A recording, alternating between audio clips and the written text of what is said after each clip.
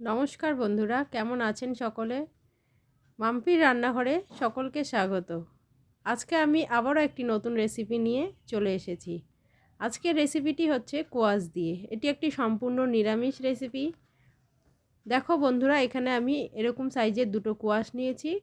কোয়াশটাকে এইভাবে ঝুরি করে কেটে নিয়েছি। দেখো, দেখে মনে হচ্ছে যেন এখানে লাউ ঝুরি করে কেটে নিয়েছি। আর নিয়েছি কয়েকটা মটর ডালের বড়ি। এই ডালের বড়িটাই বাজার থেকে কিনে নিয়ে আসা হয়েছে। প্রথমে কড়াই বসিয়ে তাতে তেল দিয়ে তেলটি গরম হয়ে এলে মটর ডালের বড়াগুলোকে লাল লাল করে ভেজে তুলে রাখছি একটি পাত্রে। এবারে ফোড়নের জন্য নিয়ে নিচ্ছি তেজপাতা, শুকনো লঙ্কা আর পাঁচফোড়ন,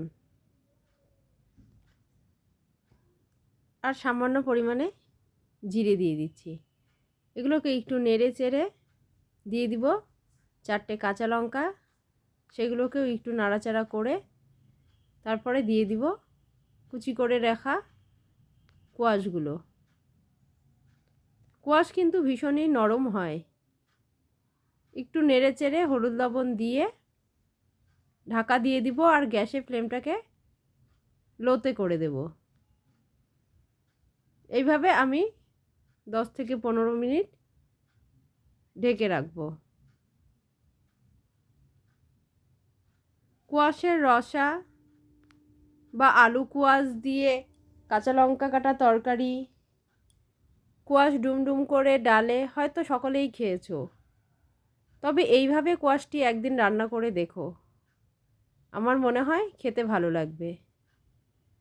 আমরা কিন্তু সকলেই প্রতিদিনই কিছু না কিছু নতুন নতুন রান্না করি বা করার চেষ্টা করি। তাতে কিন্তু আমাদের স্বাদেরও একটা পরিবর্তন আসে। দেখো, হলুদ লবণ দিয়েছি, দিয়ে একটু নেড়ে চেড়ে ঢাকা দিয়েছি। জল বেরিয়েছে। এই জলেই কিন্তু কোয়াশগুলো সেদ্ধ হয়ে যাবে। এবারে আমি 15 মিনিট পরে ঢাকাটি তুলে নিচ্ছি। দেখো কতটা মজে এসেছে, প্রায় সিদ্ধ হয়ে গিয়েছে। আর একটু নেড়ে চেড়ে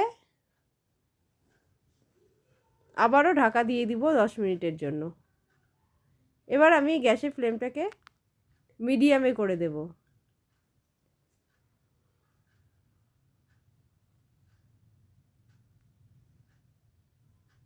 দেখো, আবার একটু ভালো করে নেড়ে চেড়ে নিয়েছি, নিয়ে ঢাকা দিয়ে দিচ্ছি 10 মিনিটের জন্য। আর এবারে গ্যাসের ফ্লেমটাকে মিডিয়ামে করে দেব।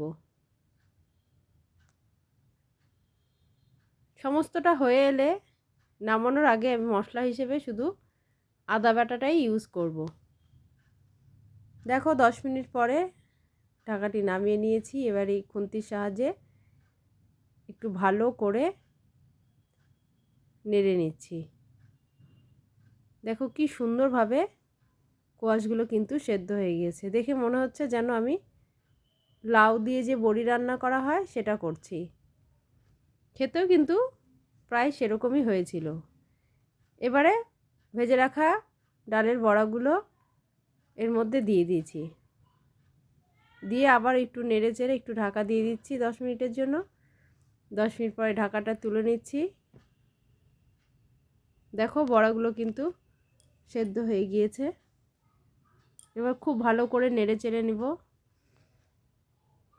দিয়ে দিব 1-1.5 চামচ চিনি, আর দেব আদা বাটা। এবারে চিনিটা দিয়ে দিচ্ছি, দিয়ে খুব ভালো করে নেড়ে নিচ্ছি।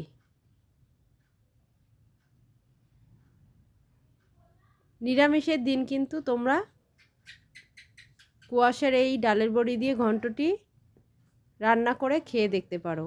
আমার মনে হয় ভালো লাগবে খেতে।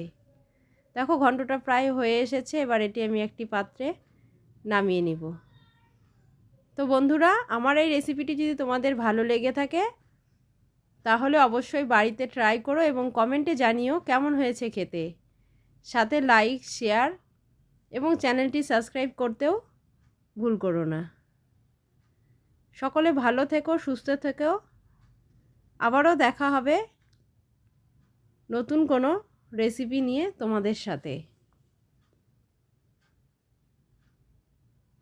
আমি একটু রেগুলার ভিডিও দিতে পারছি না, একটু সমস্যার মধ্যে আছি, তবে যতটা চেষ্টা করছি ভিডিও দেওয়ার।